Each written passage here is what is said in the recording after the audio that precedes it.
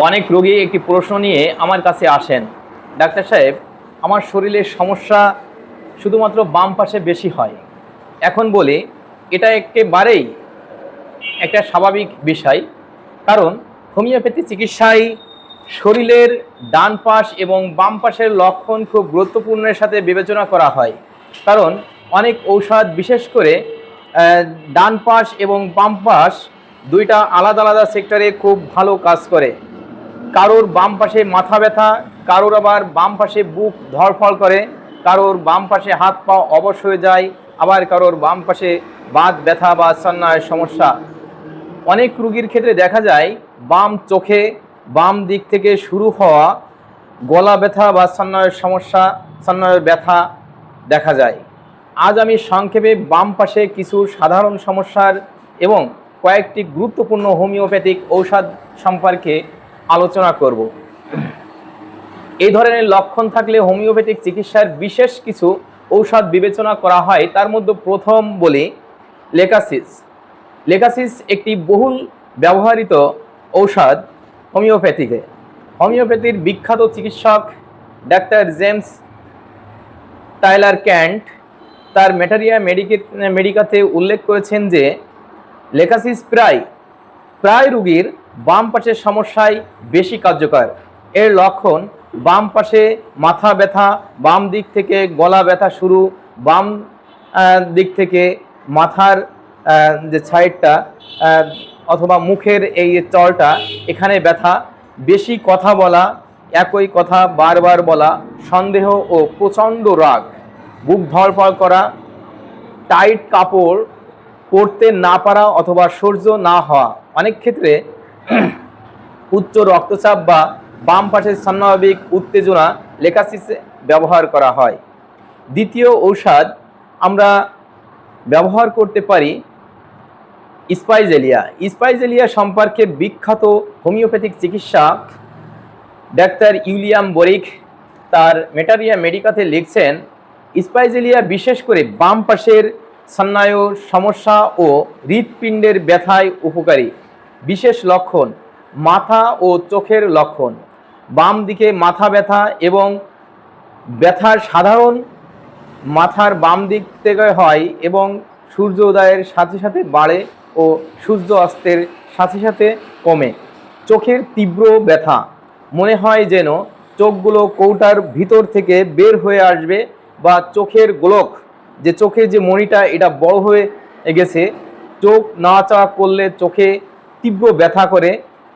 মুখমণ্ডলের স্নায়ুশূল, মুখের বাম পাশে তীব্র হুল ফোটানো ব্যথা বা বিদ্যুৎ চমকানোর মতো ব্যথা হয়। হার্ট বা হৃৎপিণ্ডের লক্ষণ তীব্র হৃদস্পন্দন, হার্টবিট এত জোরে হয় যে বাইরে থেকে বুকের কম্পন দেখা যায় এবং রোগী নিজের কানে হার্টবিট শুনতে পায়। বুকে সুই ফোটানো ব্যথা, হৃৎপিণ্ডের চারপাশে সুই ফোটানোর মতো ব্যথা, তীক্ষ্ণ ব্যথা অনুভব হয়। নাড়ির গতি দুর্বল, অনিয়মিত বা কাঁপতে থাকা অবস্থা থাকতে পারে। রোগী অনেক সময় কম্পন দেখা যায়। পেটের সমস্যা বা কৃমির লক্ষণ, বিশেষ করে শিশুদের ক্ষেত্রে কৃমির কারণে নাভির চারপাশে ব্যথা, তোতলামি এবং মলদ্বারে চুলকানি দেখা যায়। পেটের ব্যথা, নাভির চারপাশে কামড়ানো বা কাটার মতো ব্যথা হয়। তৃতীয় ঔষধ আমরা থোজা আলোচনা করব। বিখ্যাত হোমিওপ্যাথিক চিকিৎসক ডাক্তার হেরিং উল্লেখ করেছেন, তার দীর্ঘ ট্রিটমেন্ট সময়ের মধ্য দিয়ে থোজা শরীরের বাম পাশে কিছু স্নায়বিক ও ত্বকের সমস্যা ব্যবহার করা হয়ে থাকে। বিশেষ লক্ষণ চর্ম বা ত্বকের লক্ষণ, আসিল ও উপমাংশ শরীরের যে কোনো স্থানে, বিশেষ করে জননেন্দ্রিয় বা মুখের নরম ঝুলে পড়া বা ফুলকপির যে ফুটা থাকে, ফুলকপির মতো আঁচিল হওয়া। তৈলাক্ত ত্বক, মুখমণ্ডলটা দেখতে খুব তৈলাক্ত এবং চকচকে মনে হয়। আচ্ছাদিত স্থানে ঘাম, অর্থাৎ যেখানে শরীরের জামা কাপড় থাকে, ঢাকনা থাকে, শুধু সেখানেই ঘাম হয়, খোলা স্থানে ঘাম হয় না।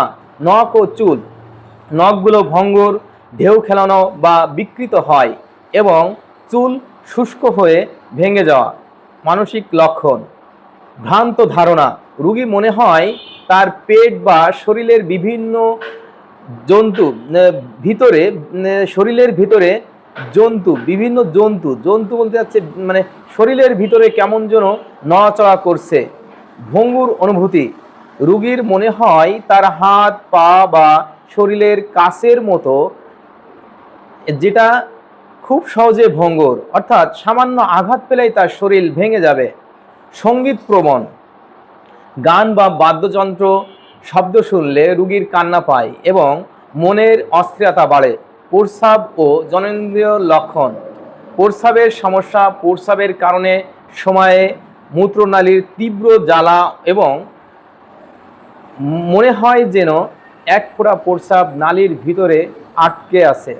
পুরনো রোগ, গনোরিয়া বা সাইকোটিক ইনফেকশনের কুফল বা চাপা পড়া রোগের ক্ষেত্রে এটি কার্যকর। এখানে একটি বিষয় খুব গুরুত্বপূর্ণ, শুধু বাম পাশের ব্যথা দেখলেই ঔষধ নির্বাচন করা যায় না। হোমিওপ্যাথিক চিকিৎসার রোগীর সম্পূর্ণ লক্ষণ, মানসিক অবস্থা, খাবারের পছন্দ, ঘুম, শরীরের গঠন সব কিছু বিবেচনা করে ঔষধ নির্বাচন করা হয়।